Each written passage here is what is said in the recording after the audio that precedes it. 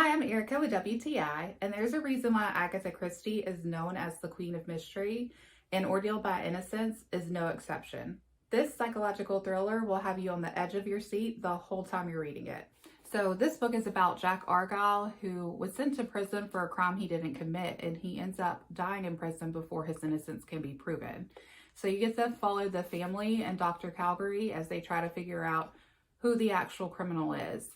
And this book has a little bit of everything in it. It has mystery, secret loves, romance, lots of suspicions, and then there's a big final twist at the end.